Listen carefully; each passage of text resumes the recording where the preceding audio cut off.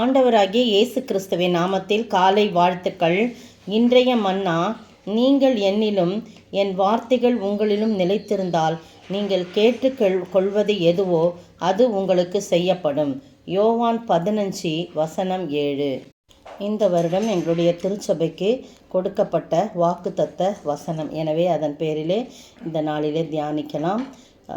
எதில் நிலைச்சிருக்கணுமா? 2 நிபந்தனைகள் ஆண்டவர் சொல்கிறாரு. நம்முடைய வேண்டுதல் விண்ணப்பம் கேட்கப்பட வேண்டும் என்று சொன்னால், வேண்டுதலின்படி ஆண்டவர் செய்ய வேண்டும் என்று சொன்னால் 2 காரியங்கள் செய்யணுமா. முதலாவது, கர்த்தரில் நிலைத்திருங்கள் என்று சொல்கிறார். என்னிலே நிலைத்திருங்கள் அப்படின்னு சொல்கிறாரு. ஆண்டவரிலே நாம் நிலைத்திருக்கணும். அப்படின்னா என்ன? ஆண்டவரையே சார்ந்து கொள்ளணும். எல்லாம் நீங்கள் தான்ப்பா, எனக்கு ஒன்றுமே தெரியாது, நீங்கள் தான் என் நாமே பார்த்துக்கணும், எனக்கு வேறு யாருமே இல்லை, நீங்கள் தான் அப்படின்னு சொல்லிட்டு அவரில் முற்றிலும் சார்ந்து கொள்ள வேண்டும், நிலைத்திருக்க வேண்டும். ஒரு செடியை பாருங்கள், அந்த முன்னால் வசனம் சொல்லியிருக்கு, நானே திராட்சை செடி, நீங்கள் கொடிகள். ஒருவன் என்னிலும் நான் அவனிலும் நிலைத்திருந்தால் அவன் மிகுந்த கனிகளை கொடுப்பான், என்னை அல்லாமல் ஒன்றும் உங்களால் செய்யக்கூடாதுன்னு 5ஆம் வசனத்தில் சொல்லப்பட்டிருக்கு. எப்போவுமே நமக்கு ஒரு நினைப்பு இருக்கணும், நம்ம கொடி தான், நம்ம செடி கிடையாது, நம்ம கொடி தான் நினைக்கணும். அப்படின்னா நான் பலவீனன், நான் ஒன்றுமில்லை, எனக்கு தனியாக எதுவுமே செய்ய முடியாது. அப்படி தான் ஆண்டு சொல்கிறார், என்னை அல்லாமல் உங்களால் ஒன்றும் செய்யக்கூடாதுன்னு சொல்கிறார். அதனால் நம்ம கொடின்றதை முதல்ல நினைவு கொள்ளணும். நமக்கு மேட்டுமையாக எல்லா பல காரியங்களை குறித்து மேட்டுமைப்படக்கூடாது. சிலர் ரதங்களை குறித்தும் சிலர் குதிரைகளை குறித்தும் என்ன பண்ணுவாங்க, மேன்மை பாராட்டுவார்கள். ஆனால் நம்ம ஆண்டவரை குறித்து தான் மேன்மை பாராட்ட வேண்டும். அப்படியே அந்த வசனம் சொல்லுது, நானே திராட்சை செடி, ஆண்டவரை செடியாய் உறுதியானவராய் வல்லமையுடையவர் சொல்லி அவரை அப்படி திராட்சை செடியாய் நினைக்கும் போது, நாம் கொடிகளாய் எண்ணும் போது அவரிலே நாம் நிலைத்திருப்போம். அதுதான் நீங்கள் என்னிலும். அடுத்தது பாருங்க, 2வது சொல்லப்பட்டிருக்கு, என் வார்த்தைகள் உங்களிலும் நிலைத்திருக்க வேண்டும் சொல்றார். முதல்ல என்னில் நிலைத்திருங்கள் சொல்றாரு. 2வது என் வார்த்தைகள் உங்களில் நிலைத்திருக்க வேண்டும் சொல்றார். ஆண்டவருடைய வார்த்தைகள்ல நம்ம நிலைத்திராவிட்டால் பாருங்க, நம்மளால் பிசாசை என்ன பண்ண முடியாது, ஜெயிக்க முடியாது. ஆண்டவரே பிசாசு சோதிக்கும் போது என்ன பண்ணார், வார்த்தையினாலே, தேவனுடைய வார்த்தையினாலே அவர் அந்த பிசாசை வெல்வதை நம்ம பார்க்குறோம். கல்லுகளையெல்லாம் அப்பமாக்கி சாப்பிடுன்னு சொன்ன உடனே ஆண்டவர் சொல்கிறாரு, இல்லை, மனுஷன் அப்பத்தினால மாத்திரமல்ல, தேவனுடைய வாயிலிருந்து புறப்படும் ஒவ்வொரு வார்த்தையினாலும் பிழைப்பான் என்று எழுதியிருக்குதுன்னு சொல்கிறார். அப்போ நம்ம முதலாவது அவரில் நிலைத்திருக்க வேண்டும்.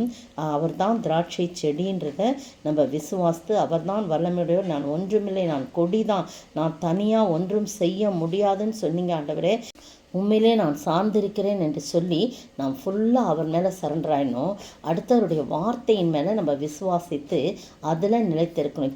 இப்படி சொன்னீங்களே ஆண்டவரேன்னு சொல்லி அவற்றை கிளைம் பண்ணி, வார்த்தைகளை சொல்லி கிளைம் பண்ணி நம்ம ஜெபிக்கும்போது அவர் சொல்கிறாரு, நீங்கள் கேட்டுக்கொள்வது எதுவோ அது உங்களுக்கு செய்யப்படும் என்று சொல்கிறார்.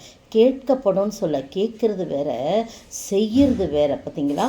கேட்டு செயல்படுத்துகிற ஆண்டவராய் இருக்கிறார். எப்போ நாம் அவரிலும் அவருடைய வார்த்தையிலும் நிலைத்திருந்தால் அப்படி வேதத்தில் நிறைய உதாரணங்கள் இருக்கிறது. ஆனால் நம்ம மண்ணால் கொஞ்சம் நேரம் தான் நம்ம செலவு பண்ணுறதுனால, கான்சென்ட்ரேட் பண்ண உங்களால் முடியுன்றதுனால இதன் முடிக்கிறேன். அப்படி நம்ம சார்ந்து கொள்ளும்போது கேட்டுக்கொள்வது எதுவோ அது நமக்கு செய்யப்படும்.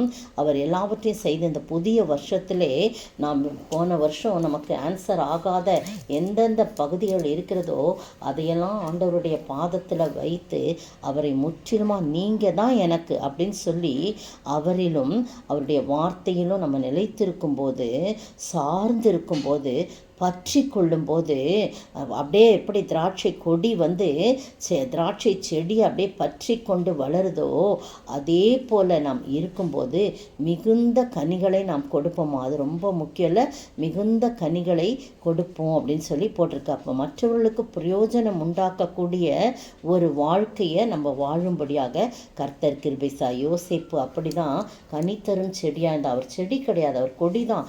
ஏன்னா அதன் கொடிகள் சுவரின் சுவரின் மேல் படரும் என்று சொல்லப்படுகிறது. அவர் சுவரின் மேல் படரும்போது அந்த கொடியாகி அவர் ஆண்டவரை பற்றி படரும்போது அவர் செடிக்குரிய ஒரு வல்லமையை அவர் கொடுப்பார் என்று சொல்லி, அப்படியாய் பலனுள்ள ஒரு வாழ்க்கை, விசுவாசமுள்ள ஒரு வாழ்க்கையை அவர் பெற்றுக்கொண்டு எல்லா சூழ்நிலையிலும் சத்துரு அவனுடைய வில்லை முறிக்க பார்த்தாலும் அவனுடைய வில் உறுதியாய் நின்றது என்று சொல்லப்பட்டிருக்குது. அப்படியாய் நாமும் கூட எல்லா சூழ்நிலைகளும் அவரை பற்றி பிடிக்கும் போது கர்த்தர் என்ன செய்வாராம், நம்முடைய வேண்டிக் கொள்ளுதெல்லாம் அவர் செய்வார் என்று போடப்பட்டிருக்குது. செய்யப்படும். நீங்கள் வேண்டி கேட்டுக்கொள்வது எதுவோ அது உங்களுக்கு செய்யப்படும். நீங்கள் மிகுந்த கனிகளை கொடுப்பீர்கள், எனவே பிதா மகிமைப்படுவார் என்று சொல்லப்பட்டிருக்கிறது. எனக்கு சீஷராய் இருப்பீர்கள் என்றும் சொல்லப்படுகிறது. இப்படிப்பட்ட 3 ஆசீர்வாதங்கள், கேட்டுக்கொள்வது எது அது கிடைக்கும், மிகுந்த கனிகளை கொடுக்கும், பிதா மகிமைப்படுவார், எனக்கு சீஷராய் இருப்பீர்கள் என்று சொல்லப்பட்டிருக்கிறது. அருமையான வேளையிலே நீங்களும் நானும் இந்த காலை வேளையில இப்படிப்பட்ட ஆசீர்வாதத்தை பெற்றுக்கொள்ள அவரிடத்துல ஒரு நாள் அல்ல 2 நாள்ல, இந்த வருஷம் முழுவதும் மட்டுமல்ல, ஆயுசு நாள் வரைக்கும் அவரையே பற்றி பிடித்து வாழ, சார்ந்து வாழ, ஆண்டவர் நிலைத்திருந்து வாழ ஆண்டவர் தாமே கிருபை செய்வாராக. ஆமீன். நீங்கள் என்னில் நிலைத்தீருங்களே, என் வார்த்தையில் நிலைத்தீருங்கள். நீ வேண்டிக் கொண்டதை உனக்காக நானும் என்றும் செய்திடுவே. நீ வேண்டிக் கொண்டதை உனக்காக நானும் என்றும் செய்திடுவேன்.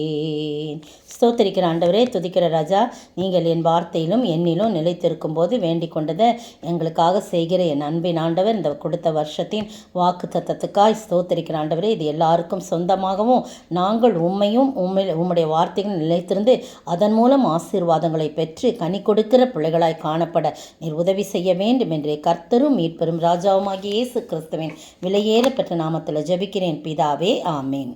இன்றைய கேள்வி, எதையும் கேளாதபடிக்கு தங்கள் எதை எதாக மாற்றினார்கள்?